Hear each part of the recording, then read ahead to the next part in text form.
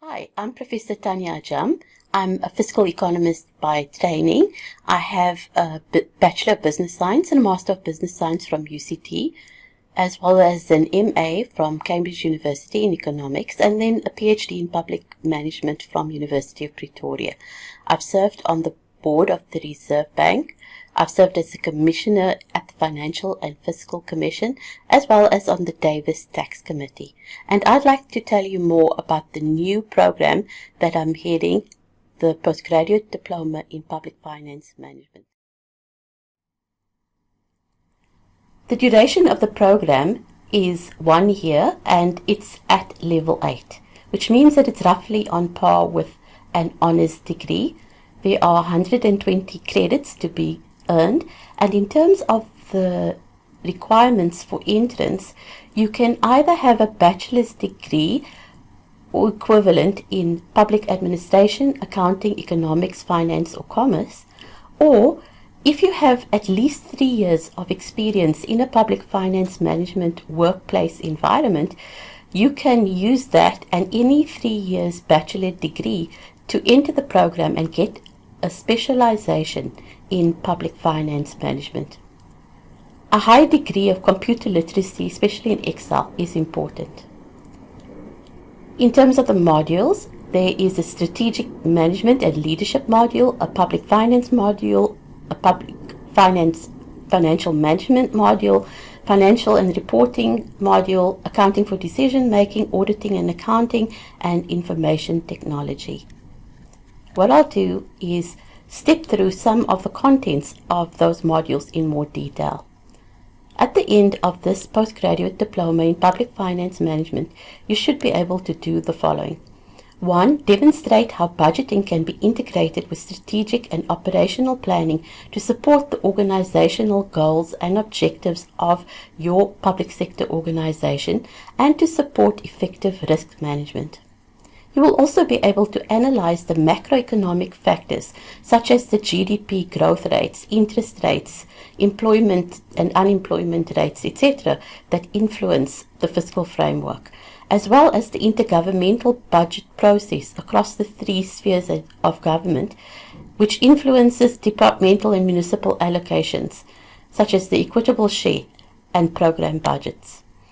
You should also be able to manage a budget process efficiently, from budget formulation and decision making to effective and efficient financial management during the execution of the budget, and finally reporting and auditing for accountability. As public financial management becomes more digitized, it's also important that you understand how information technology systems and IT governance impact on public financial management and the control environment. The course is ideally suited for those who are already working. With a blended learning mode, there are 4 weeks contact time, 2 weeks in the first semester and 2 weeks in the second semester, which is then supplemented by online learning, which you can do at your own pace and time. Now let us look a bit more closely at the content of each of the individual modules. In the strategic management module, we'll be looking at strategic diagnosis, analysis, evaluation of strategic options, and linking to budgeting. In the public finance module, we'll be looking at macroeconomic principles and how these underpin medium-term budgeting and planning. We also look at financial relationships with private sector and NPO, non-profit organizations, as they are often involved in public sector delivery models. In the financial management module, we cover a large range of issues ranging from revenue management, supply chain management, treasury management, financial risk management, cash flow management, inventory and asset management, and look at performance information as well. In the Accounting for Decision-Making module, we focus on monitoring and analyzing budget execution, management accounting techniques, and investment appraisal. These are critical, especially for large infrastructure projects. We then move on to financial performance and reporting, where we look at preparing and analyzing annual financial statements, financial and non-financial reporting. The public financial management cycle ends with auditing and accountability, and here we look at how audits are managed and what role auditees should play. We look at principles of value for money and compliance auditing, and look also at the role of ICT and ICT controls in auditing. And we finish up with a focus on information technology. What is the role of ICTs in public sector financial management, and what sort of controls are required, especially by the Auditor General?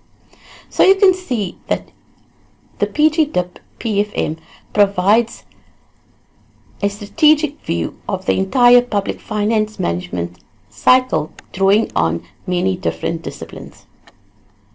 What are the benefits of entering into this program? Public finance management tertiary qualifications typically focus either on public economics or accounting, and often topics such as supply chain management, risk management, and ICTs are often ignored. By contrast, the PFM Postgraduate Diploma covers all of these different sub-disciplines of public financial management. It provides a strategic rather than a transactional perspective of the entire PFM cycle across both national and provincial spheres, which will enhance your career mobility.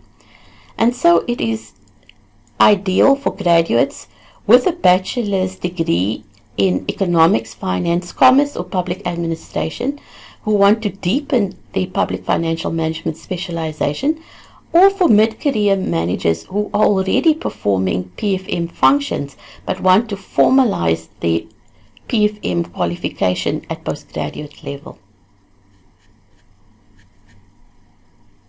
Thank you, and I'll be happy to take any questions.